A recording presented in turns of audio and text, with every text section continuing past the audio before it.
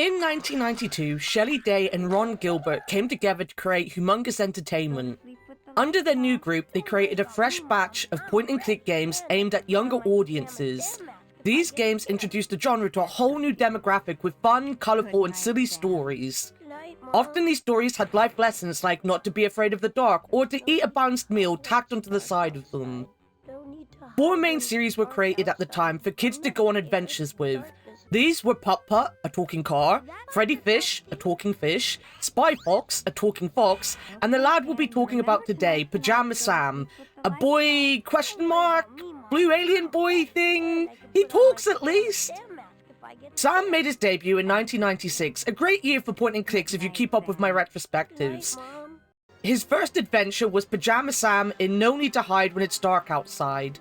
Since then, through to 2003, Sam went on a total of 4 main game adventures, all with their own messages to younger children. I've even made a whole video on why I personally love him and his series of games on my main channel, way back.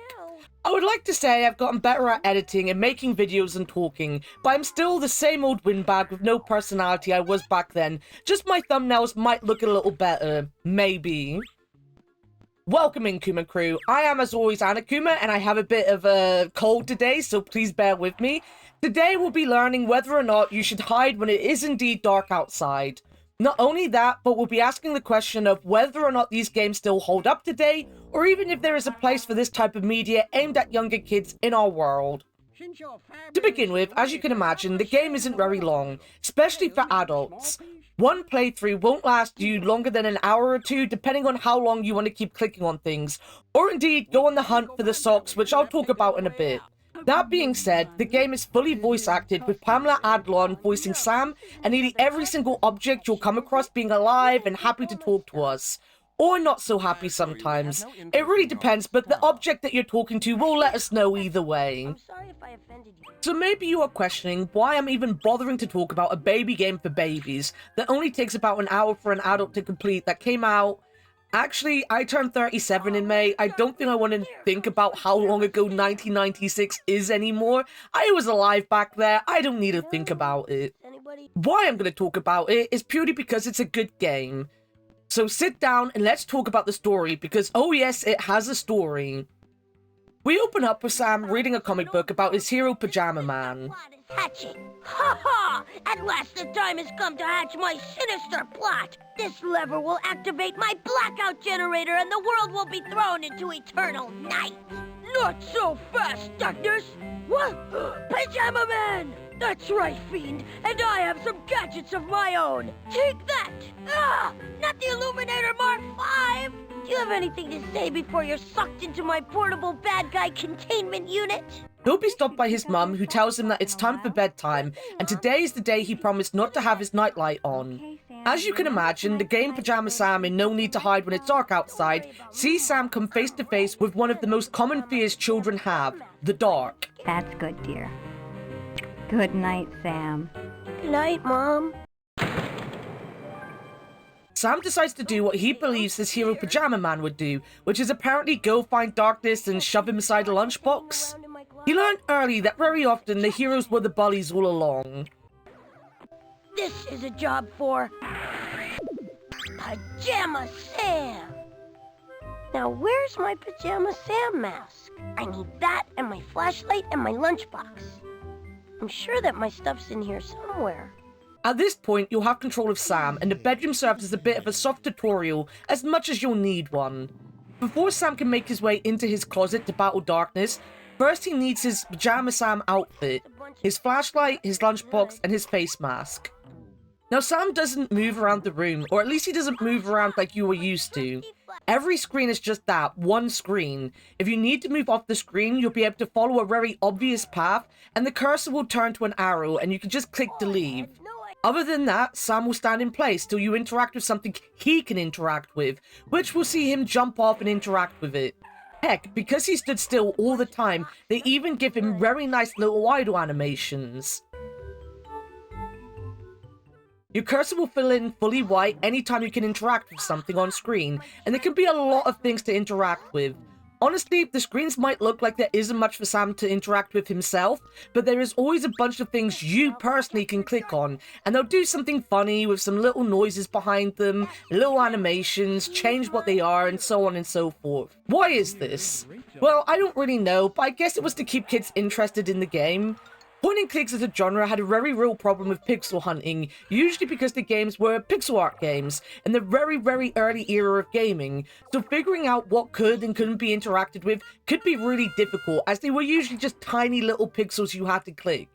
Now, pixel hunting isn't really a problem here, and I feel it both was used to make kids used to clicking on everything, which is something you need to do in the genre, whilst also rewarding them with something silly that would entertain them, so it didn't feel like it was a waste of time clicking on things.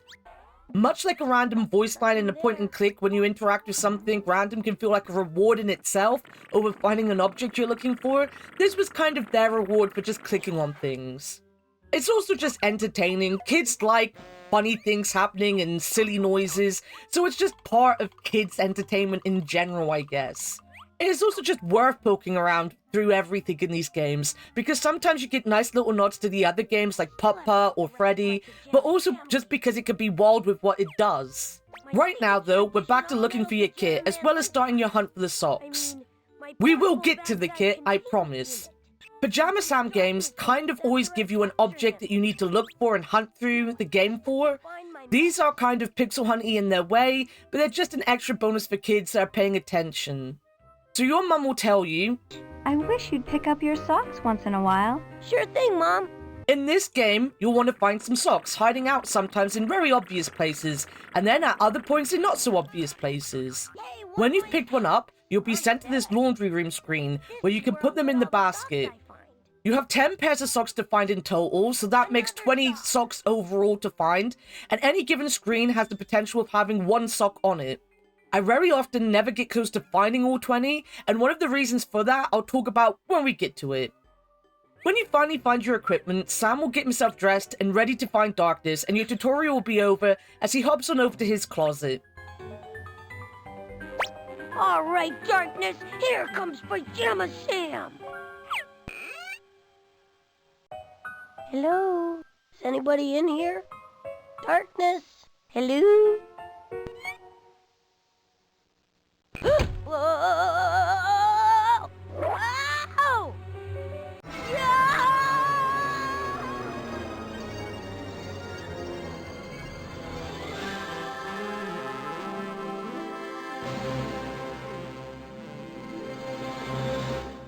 Ta-da! Sam lands at the beginning of a forest, and it looks like a mixture of forest and his closet. Wow! This looks like where Darkness lives, all right. I better go find him before Mom notices I'm gone. This game in particular really has that vibe of being inside a child's mind. It is, after all, Sam's imagination as he tries to overcome his fear and therefore the world around him. So the world is shaped by, first of all, falling into the closet, and then because he believes the world is Darkness's world. I don't really understand why it's a forest. I guess because forests are just naturally quite dark and dingy looking, so they go hand in hand with being afraid of the dark, especially in kids' media. Darkness might have even been a fan of The Wizard of Oz, because after jumping through 2 screens where you can't really do much other than dangle your short little armies over the railings of a bridge in an attempt to get a floating bit of wood, we come across border control, or these mean-spirited trees. Customs inspection? Well, what have we here? Looks like a flashlight and a signature edition all-metal Pajama Man lunchbox. Did you declare these before entering the land of darkness, young man? Declare? Well, no, I guess not. I think we'd better confiscate these items. They could be dangerous. Hey, I need those! And you're traveling in disguise. Let's see what you really look like, My Pajama Sam mask! Pajama Sam, eh? Well, all right then, Pajama Sam. You can go, but I've got my eye on you. Uh-oh. Now what do I do? So, you thought it would be an easy game. All you'd have to do is puzzle your way into Darkness's room to harass him. No, The game will make you find your darkness fighting kit all over again, just this time in a giant forest full of talking trees, boats, and minecarts. We'll get to all them. The trees will leave you dangling, and it is easy as clicking on the rope to untie yourself and fall to the ground.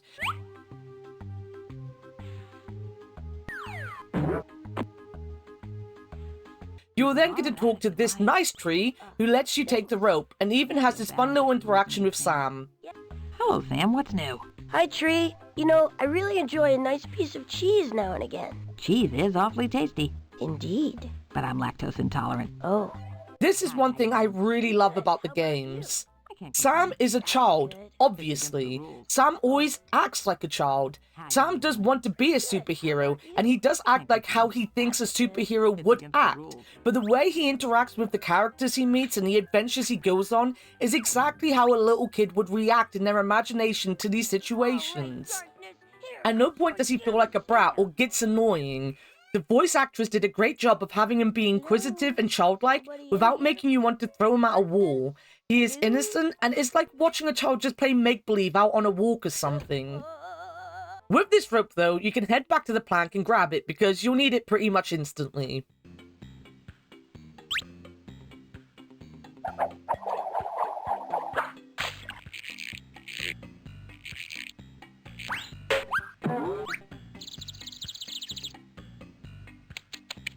Uh-oh. I hope that nice tree's not too mad that I lost her rope. At least I got this great piece of wood. On the fourth screen, you will come to a four-way split in the road. To the left is the mine, forward is Darkness's house, and to the right is the river. I always personally go to the river first because I know it is the best place to start, but the game doesn't mind you exploring whatever way you want to. Very often, you do kind of have to start on the right though, and when you hop on over, because Sam does a lot of hopping in this game, you'll meet Otto. Otto is a rowboat that is scared of the water. His friend told him that wood sinks, and he took it to heart. It is unbelievably cute that Sam will actually jump over in front of Otto and crouch down to talk to him about his worries, because I have often seen my nieces go up to animals they are talking to and crouch just like this to have conversations with them. It's just the perfect child reaction to something like that, and I appreciate it. With the plank you got from the river, you can show Otto that wood doesn't indeed sink, and he will give floating a try. Yes. Alright, now watch. See? It floats. Wood floats. Yeah? So you'll float too. Go on, give it a try. I guess. Well, so far, so good. Well, here goes nothing. I'm doing it! I'm floating! Yahoo! Oh boy, this is great! Can I give you a ride somewhere? Come on, hop in! Figuring out that boats can float, he is happy to give Sam a ride around the big water area we have over here on the right. Interestingly enough, if you already know to put the wood in the water, you can. Maybe a little surprisingly, when you do, Otto has changed dialogue to make sure that the person playing the game knows his woes, or is also instantly deciding to jump into the water himself. Hey, what was that you just threw into the water? Just an old piece of wood. Why? It's floating. Wood floats in water? Sure. Didn't you know that? I had this friend who told me about someone he knew who was wood and who sank in the water, so I was afraid to go into the water because I thought I'd sink too because I'm made of wood, but now I can see that wood floats, so maybe I don't have to be afraid anymore. So far, so good. Well, here goes nothing. I'm doing it! I'm floating! Oh, yahoo! Oh boy, this is great! My name's Otto. Can I give you a ride somewhere? Thanks, Otto. My name's Sam. Pleased to meet you, Sam. Come on, hop in. I love this. I don't know if I have ever known about this. I love talking to characters no matter how many times I play a game. It is why I suck at trying to do speedruns of any point-and-click game. I am the ultimate point-and-clicker that just loves hearing every line of dialogue, so I've never even thought about throwing the plank in the water without talking to him before, so I was pleasantly surprised to see he had unique dialogue just for cases like this. There is also a good reason for it later that we'll talk about. So let us quickly just talk about the dialogue. Lots of things in the Land of Darkness talk. Trees, boats, minecarts, clocks, pencils, toasters, doors. Heck, Darkness's kitchen will sing at you. I've got digging down to a science.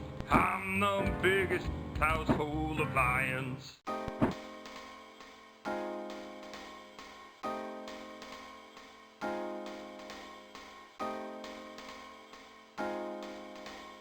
Chunks of food for darkness's stew. Turn my crank and watch me spew.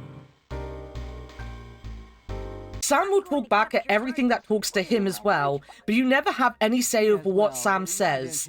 There are no dialogue trees other than the trees that dialogue at you. You don't get to put words in Sam's mouth or even have him ask a question if you want one asked. If you clicked on something that can talk, it will have a conversation with Sam that you can sit and listen to. It might be helpful, it might not be helpful. You don't get to decide. Sam is his own little character with his own little personality, and the world around him will just react to him being there the way they personally want to react. Honestly, the game didn't need anything more. Much of the game's story is told in silly little cutscenes that go along with Sam doing just about anything that he does, and with the age of the audience playing the game, it was probably best not to hide puzzles within the dialogue either. When clues to puzzles are given, they are given very plainly and usually by Sam himself. He'll say out loud vaguely what any object could do, and it is up to people to figure out what that entails. There didn't need to be any more to it than that. The dialogue didn't need to be heavier, and you didn't need a say in what he had to say. Pajama Sam is about telling a story, and you're kind of just along for the ride. Kids don't need to control the narrative or the character, they just need to live in the world that was being built around them. Again, the game is also fully voice acted, so it's just nice to sit back and enjoy the silly things happening around you in the charmingly adorable world you've been placed in. Back to the game though, and the reason I go to Otto first is that there are a few places he can take you. First up, you can go straight across and meet these snooty trees. They won't let you pass to go to the well up ahead because it is for... Yes, trees only. Now, be off with you. Sam can then shove his head into this stump on the ground and wobble his way over to the well. This part is timed as Sam will just fall to the ground if you don't move him fast enough, but I love the little wobble animation he actually does, and the way he walks around is so adorable as well. Talking of cute, when he's waiting in Otto, he will also sit and tap his feet as well.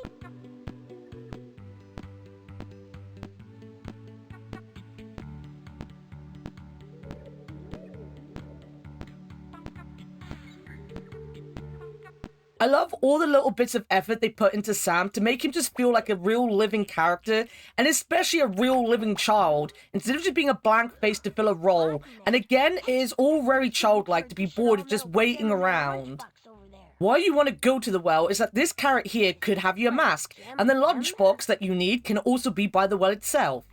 You can't get to the well, but you can talk to the carrot, who employs you to help the Carrot Liberation Front. If you help him and his fellow carrots, he will give you your face mask back. Property is theft, man. Anyway, I need the mask to protect my identity as the leader of the Salad Liberation Front. The what? The Salad Liberation Front. We're a group of veggies fighting against the course system. We're tired of being relegated to the salad. We want to be the main course. Whatever. I just want my mask back. I'll tell you what. The other carrots are being held prisoner in the refrigerator in Darkness's kitchen. If you help me free the carrots, I'll give you back the mask. Okay, it's a deal. Great. I'll come with you to the kitchen so I can direct the operation. Okay, sure. This basically means you have a carrot in your inventory for the time being, or I guess we've just shoved it in our pajamas. That is all you can do here. Don't forget to check every screen you are on for the elusive socks, and you can make your way back to Otto. Ignore the bridge for now and go onto the shed. Now, the shed might or might not have a doorknob on it. If it doesn't, all you can really do right now is take the oil can sitting right next to it and then hop back into Otto. For a boat that didn't think it could float, Otto now takes a fall down some very steep-looking waterfalls.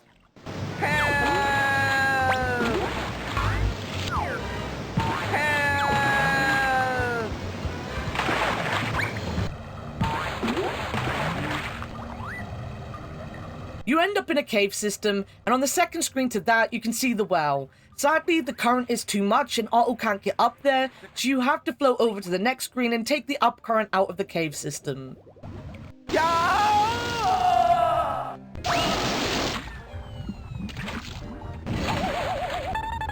that was fun. Let's do it again. How about not right away, okay? For now, that is all you can do with Otto, so it's time to make your way back for the crossroads and head to the mines. When you enter the mines, you'll meet King, spelt with an X because he's cool like that. King is rusted to the rails, so it's a good thing I told you to go get the oil first. As soon as you've given him a little love, he'll be able to move around again. Ooh, yeah! Yahoo! Banzai! I'm king of the tracks again, thanks to you, kid. Hey, what'd you say your name was? Sam. Well, listen, Sam, the king owes you big time. Anytime you need a ride through the mines, the king will take you. This then introduced the one reason I think I don't get all the socks every time I play the game. See, the mines are large. Right now, all I need to do is go along to find the number on this machine here, the pickaxe here, and then the gold deposit over here. And in fact, in this playthrough, I only really need the number on the machine, but there is so much more to the mines. Some screens you'll just move to the next screen. Others you'll zoom through sometimes 3 or 4 screens at a time, and you have to react quickly to point King in the direction you want to go. Socks can also be on multiple of these screens, but you can only click on one at a time, so if you zoom past 2 in a row, you'll only pick up the first one, and you'll need to make your way back around to find the others. I guess this is because the game didn't have some kind of queue system in place for the mines, so it could only handle going to one page and loading up one sock. If you know where they are, you'll know easily how to get back round to them, but the problem is there are just so many screens when it comes to the mines that you can easily miss them. Heck, there's even this arcade machine that plays Snake on it.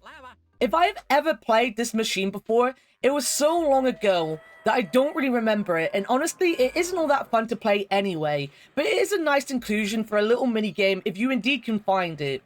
Thing is, the controls are clunky, and it is a bit slow, and whilst old school Snake probably was both clunky and slow, I just couldn't give this the attention to do much more than I did. Again, it's a nice little addition if you can find it, and other people will probably find it much more entertaining than I did.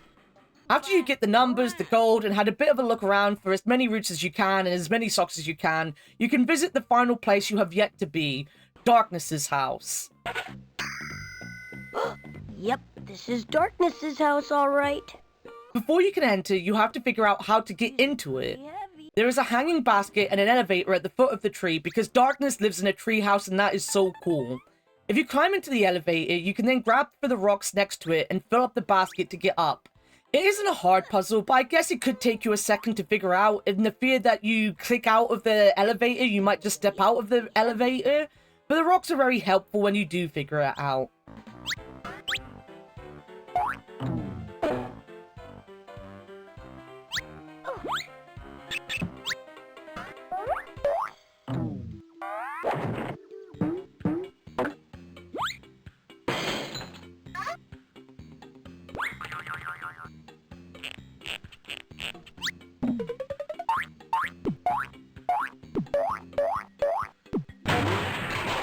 Darkness's house is actually one of the more involved parts of the game. At first it looks like you have 3 floors. On the floor we enter you have 2 rooms. Up the stairs you have 2 doors that will give you a quiz. And on the 3rd floor you have Darkness's room that you can't enter until you have your stuff back. So first off, if you go in this door, you'll enter the singing kitchen, which always sounds like it's about to break into song anyway, regardless of whether you touch anything.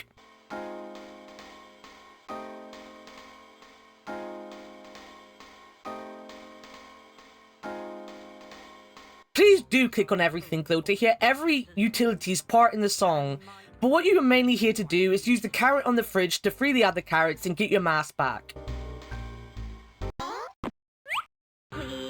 won't you open the door since I have another victim? What? I surrender, not ever. Oh, wait. Now I see. You now have captured that troublesome carrot eater guy. I'll open up my door so you can put that rogue inside my drawer. Oh no, our orange leader was caught. Our fight for our freedom for us. We are diminished. Completely finished. Carrot! Hey, guys, don't you see he's with me and you're free to go? Free! Yes, free. Free! Uh-huh. Really free! Free! Free! Yeah, Free! yeah, Free! sure. Free! Whoopee!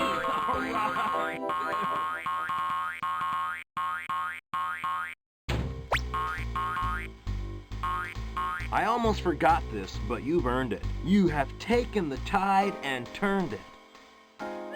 You may take this mask and wear it, a gift of gratitude from this carrot.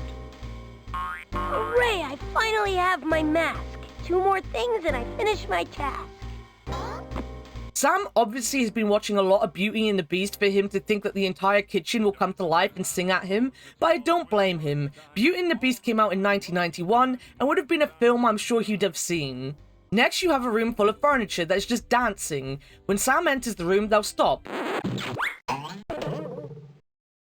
Whoa, what happened?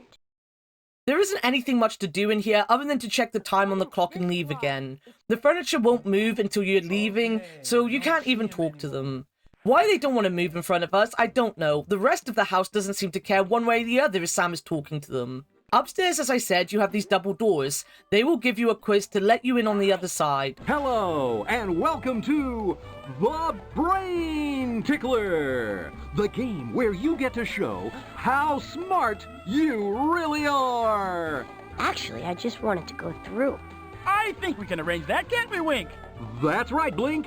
But you'll have to answer a few questions first, because, as you know, no one can pass through the doors of knowledge without first playing The Brain Tickler! At first, you might worry that this will force you to know things, but actually, you get a set of 4 pick-your-own-choice answers. It's not pick your own choice, but you know what I mean. Each question will have 4 answers to pick from, and 3 of them are usually pretty obviously not correct. For 3 of the questions, if you get it wrong, the door will tell you the correct answer, but you can just try again with a different question. The final question will be about the Land of Darkness, and this is where you'll probably need the number down in the mines. If you haven't seen whatever it is the question is asking you for, Sam will just have the options to say he doesn't know, and then you can go off and look for it. They don't tell you the answers to these ones, it's just a case of you then having to go out and find them out in the open world. There are a few questions they can ask, but I do find often that it's the numbers in the mines that they want. You've correctly answered questions from all 4 categories. That makes you the new Brain Tickler Grand Champion!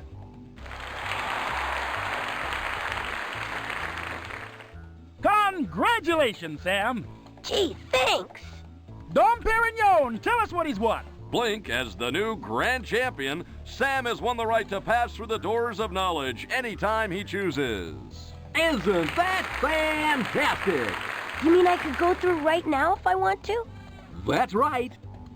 Wow! Thank you for being here with us on The Brain Tickler. Until next time, this is Wink And Blink! saying good night. Wink and Blink's wardrobe was provided by the One Coat Paint Company. After answering all the questions correctly, the doors will let you through and you land in a corridor of doors. Now, if your shed didn't have a doorknob, you can actually pick one up now, here. That massive doorknob in your face, it's yours as long as you can click on it. Which you can, it's very simple. Yikes! The doorknob came off. I didn't do it, I barely touched it. Behind you, there is a very obvious door to open, and inside is another music room. Or musical room, I guess.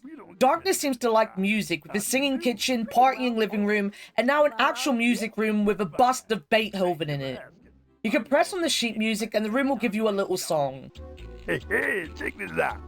I'd swing my arms if I had any arms. My arms rest away.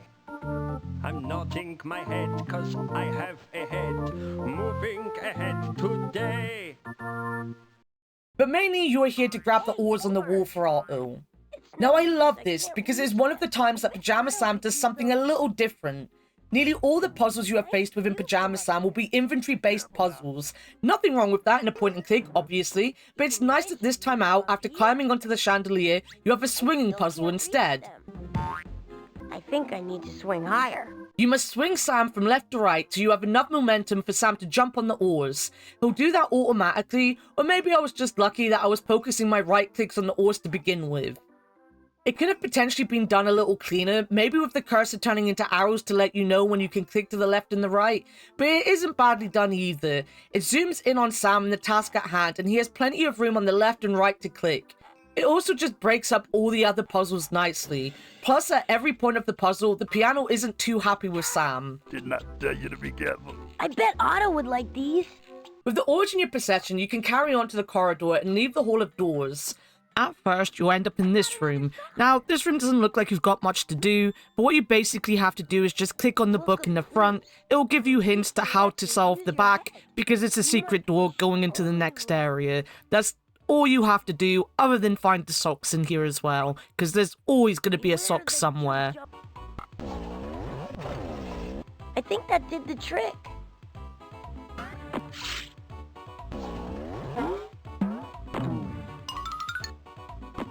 Down some more stairs and you have 2 more doors. You might remember the big ones as the weird ones you see in the mines. This acts as your faster way out of the house if you are in the corridors. There is also this wizard slab in here as well, which is a weird addition that probably has its uses, but I don't know what it is. What is fun is that you can go through this book that has a whole bunch of spells you can create, and go through them. Each spell has a unique effect on Sam, who will happily, for childish curiosity reasons, try every single one of them out. Once more, it is one of those things that are just added in to make kids laugh. Even if there isn't a reason for these, even as an adult, I liked watching whatever happened to Sam after doing them. I can see kids sitting and doing this for a good hour, retrying their favorite ones over and over again, maybe even trying to see if they can figure out combinations they think aren't in the book. Much like all the things that you can click on that have cute little interactions, it's just there to keep kids engaged with the world in a fun way. With all this done, you are at the end of the game. You already have the mask after helping the carrot. If you head back to Otto, you can row your way over to the bridge. Give the bridge the gold you got, and he'll let you across. All that is here this time out is the toaster wanting to play Cheese and Crackers with you. Now, Cheese and Crackers is just another mini-game you can find. It is basically noughts and crosses, but played with cheese and, well, crackers. It is just another small thing for kids to sit and waste time playing, but for adults it will be pretty easy. The computer isn't actually that smart, so you can beat them easily enough, but for the kids it'll be something they waste hours doing. It is also the perfect game for a kid like Sam who is obsessed with cheese, and kids just love noughts and crosses anyway, they always play it.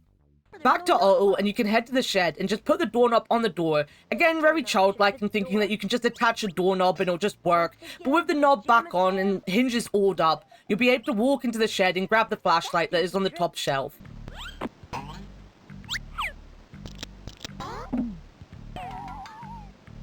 Now I just have to get my signature edition all-metal Pajama Man lunchbox and I'll be all set. Okay, darkness, watch out!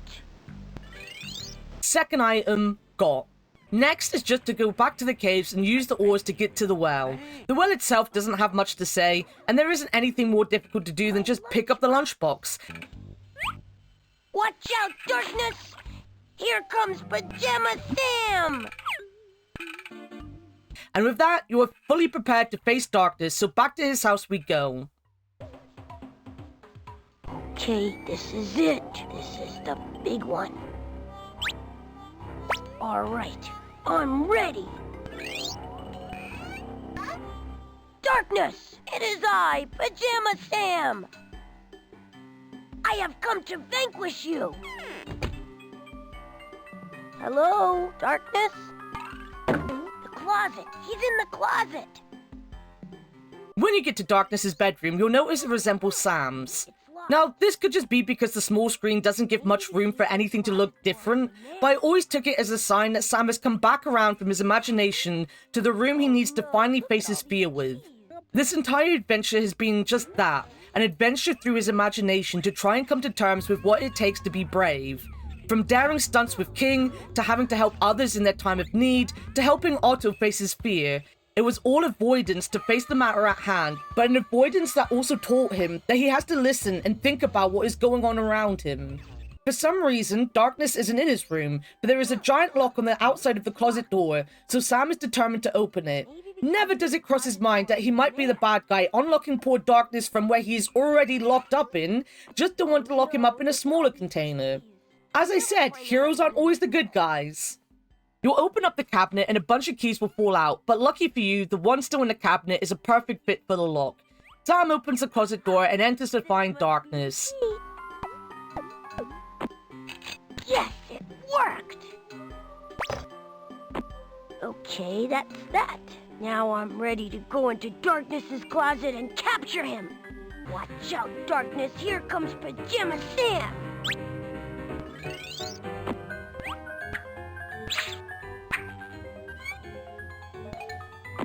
Darkness? It is I, Pajama Sam. I've come to vanquish you. Vanquish? Is that fun? I'm gonna capture you and lock you in my signature edition all-metal Pajama Man lunchbox. Oh dear, that doesn't sound like fun at all. Why would you want to put me in a box?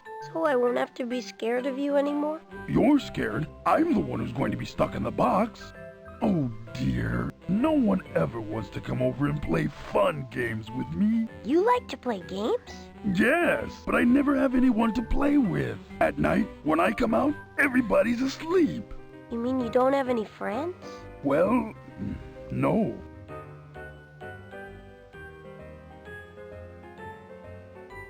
I like to play games. Really? Do you like to play cheese and crackers?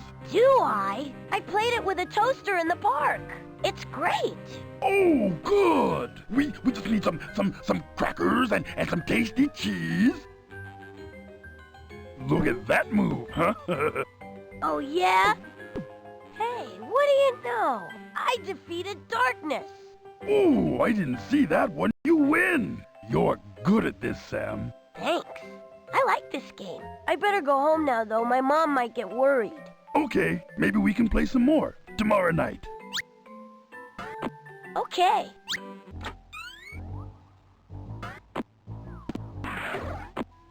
Sam, are you all right in there? Fine, Mom. Good night. Good night, dear.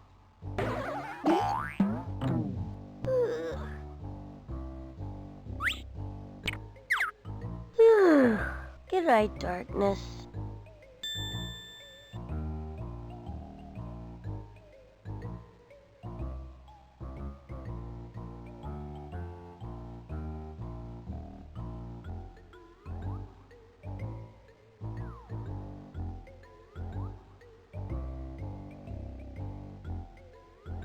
Congratulations, you have beaten Pajama Sam.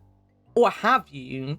So you might have been confused a few times in this review when I've talked about how the door handle might or might not be on the shed door, or you might or might not have the numbers in the mine and so on. This isn't some weird Castlevania thing, where if you do something correctly, then you get to explore a much harder upside-down world of darkness. Oh no.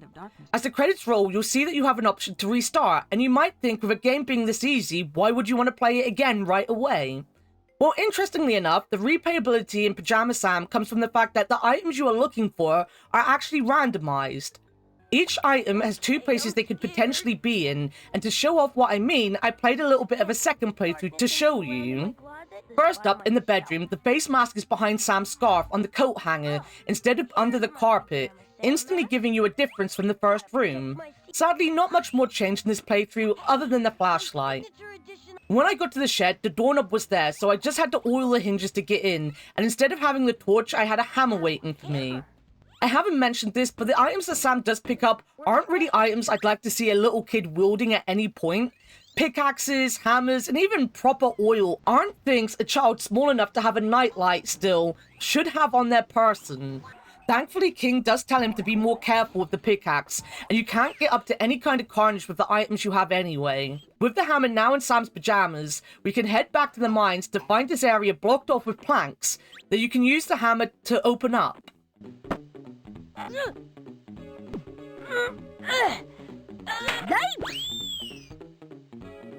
Wait, we give... Uncle! I was tired of that job anyway. Do you think Darkness will be mad? He never comes down here. Bye now, have a nice day. Now, in my original playthrough, this wall is just a brick wall, which shows just how much of the game can potentially be changed depending on where you might need to go at any given point, which also shows a lot of thought being put into the entire game as well. It isn't just items in different rooms, but entire new areas could be created and new problems thought up, just to change up the game in little ways and keep kids entertained that little bit longer. Sadly, you are then met with a dead end, with a dot to dot on the wall that Sam can't figure out for himself, which means we'll need some help. You'll have to grab the gold because this time around, there is another friend in the cheese and crackers arena. I do feel they missed a trick not having you potentially have to beat the pencil and cheese and crackers before he'll join you, but I guess that might also be too frustrating potentially for their demographic, so the pencil will join you after just telling you about being replaced by the construction crew with another pencil. Taking him back will let you do the dot to dot, and the construction crew will come and blow up a hole for you, which makes you wonder why they even bothered with the outline of the door, because they just blow up the entire wall. 15. Now that's a fine piece of work if I must say so, my... There you are. I thought we lost you for good. Jim! Boy, am I glad to see you guys. Whoops, gotta go. It's been great working with you, kid. Yeah, bye-bye. You know, it's time you bozos learn to appreciate the difference between a fine piece of drawing apparatus like myself and a cheap scorecard pencil. You then carry on in the dark and find the flashlight in the middle of this room, but Otto will go flying by and you can't see what is going on. This next room though has a switch in it, and if you swing Otto back the way you came, you can quickly make Sam jump to the switch and turn on the lights. You aren't finished yet though. The torch is on a platform that Otto can get to, but he needs some speed to get to it. There is a winch that you can use by connecting it to the back of Otto, but you'll need a cog because nothing can be easy. In fact, this route for the flashlight is much more hands-on and puzzly than the original, which just needed you to get into the quiz doors, which you had to go through anyway to get the ores. Like, you didn't even need to glue the handle or anything, you just put it on the door that didn't even have a hole or something and it worked. Talking of that corridor though, you'll need to head there now because another new character is waiting. This time it is a grandfather clock who is telling the wrong time. If you were paying attention, you'll know exactly where to go. The room with the dancing furniture has a newfangled clock on the table, so you just need to party crash the living room once more, check the clock, and then head back upstairs to set the time. The time on the clock is always different, so don't think just because you knew the time one playthrough, it'll be the same the second time around. Now, I don't know if you can take any of the cogs or just one. I managed to click the one that I needed and take it with me. Maybe the cogs could change, or if you just have the wrong one, you will have to run back. But I was lucky I got the right cog, and with that cog, you can send Otto flying, and Sam will grab the flashlight, and that's that. Alright, it's working. I fixed it. Pajama Sam, Master Mechanic.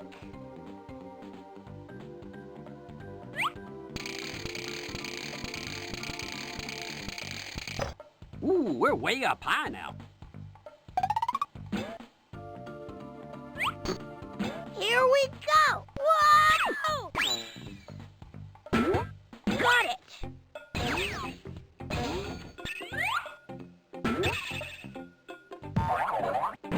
We did it! We got the flashlight! Now all I need is my signature edition all-metal Pajama Man lunchbox and I'll be ready for darkness. As I said, each object has two places they can be in any given playthrough. I'm kind of unlucky that only the flashlight changed in my second playthrough, but I hope it gives you enough of an idea of why the game has such a replayability factor. Now, if you're older than 10 years old, which I hope you are, then this game isn't going to be hard.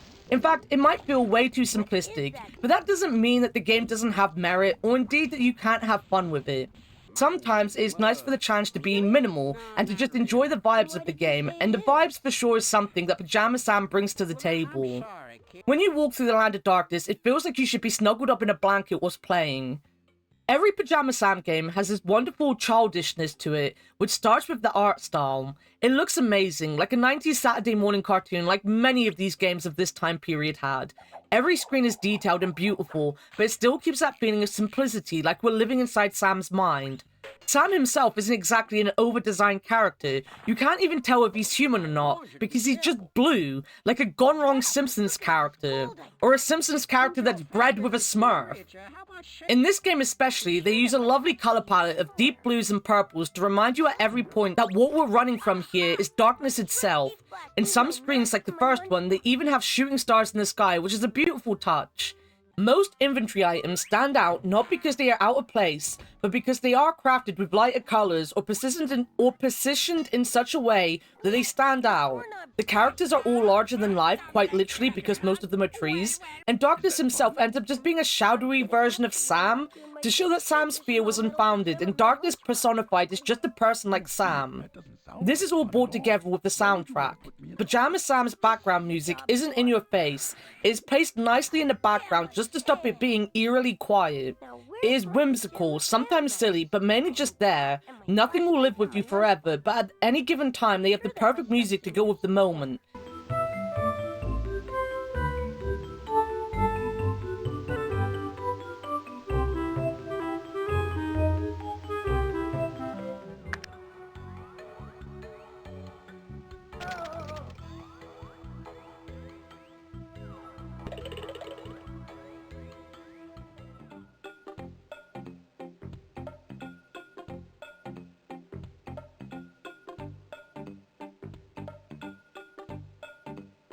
Of course, you have all the goofy goober noises as you click randomly around the screen as well. That can get annoying when you're nearing your 40s after a while, but for kids, it'll keep them occupied for hours. On top of all that, the voice acting is really good. They all walk that line of being childlike and silly, but never annoying. Especially Sam, who comes over as being endearing, even if he asks a lot of silly questions, or sometimes feels dismissive. It always just feels like talking to a good-natured child instead of a brat, which is always a hard line to walk, but they do it so well. The jokes also just work for adults as well, which family-friendly things just did in the 90s. Otto especially has some great moments, like the wood sinking straight after he finally floats away with Sam in his back, and his conversation with Sam when he leaves about taxis is always funny.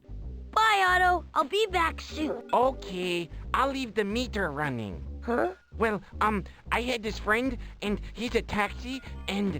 Okay, bye-bye now. Bye-bye.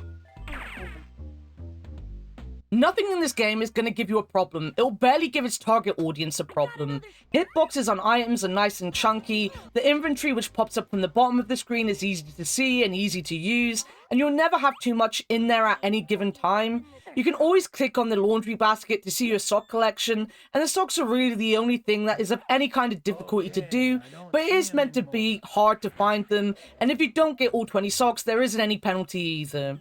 Talking of socks, I got 18 in this playthrough, and it was one single pair missing, so I take that as a win this time. Damn you, Minds, damn you. I do think it is very sad that games like this aren't really around anymore. There was a game that came out last year called Harold Rabbit that I feel tried to fill this void, and it wasn't a bad first attempt at a point-and-click game from the people making it either, but that game failed to get the balance correct on its main character not feeling like a brat all the time. That character was a huge brat. The whole story was about him not waking people up at the crack of dawn with a trumpet, so the people stole his trumpet. He was an awful character, but it was a good game. This felt like going through the steps as a child to come face to face with one of the most common fears humans have. It isn't even really about the dark itself, but about uncertainty and the unknown. The dark presents to people as something scary because you don't know what is in the dark. For kids as young as Sam is, it could be monsters, but for adults it could be just about anything. Coming back to the safety of a child's imagination and coming to terms with having to be brave and face a faceless fear is a wonderful thing, but it is also just a nice way to have kids interact with the fear and learn that sometimes the fear of the unknown keeps you from playing cheese and crackers with someone. I would personally love to see a return to games like Pajama Sam. Heck, I'd love to see Sam back again in any form. Part of that is because I do feel that point-and-click genre is growing from strength to strength at the moment, with some wonderful titles releasing or that have already been released. The last couple years have been crazy for point-and-clicks. But then I also grew up loving the genre, so I would just like to see new, younger fans being introduced to the genre the way I was when I was a kid. As I said, I ultimately think Pajama Sam is a great series for even adults to sit and play in these dark days, because while Sam's fear was the dark itself, the fear of dark itself is just the fear of the unknown, as I just said. And in these terrible times when tomorrow isn't guaranteed anymore, sometimes just sitting down and living through a child's attempt to rationalize his fear as something he doesn't understand is a nice way to remember that at the end of this dark tunnel that we're in, there could be some good. Or at least if you play cheese and crackers, you have a great snack to look forward to no matter who wins. That is all for today though. It was nice to go back and relive once again one of my favorite games. Thank you for sitting and letting me talk at you about it, and thank you to everyone who supports these videos as well as my streaming over on Twitch. Without you guys, I wouldn't be here today, and that's a fact. Find all the links to my socials, to my Patreon, to my Twitch, and everything else down below in the description. Till next time though, thank you for watching, and bye-bye. Hello, Sam. What's new? Hi, Tree. You know, I really enjoy a nice piece of cheese now and again. Cheese is awfully tasty, Indeed. but I'm lactose intolerant. Oh.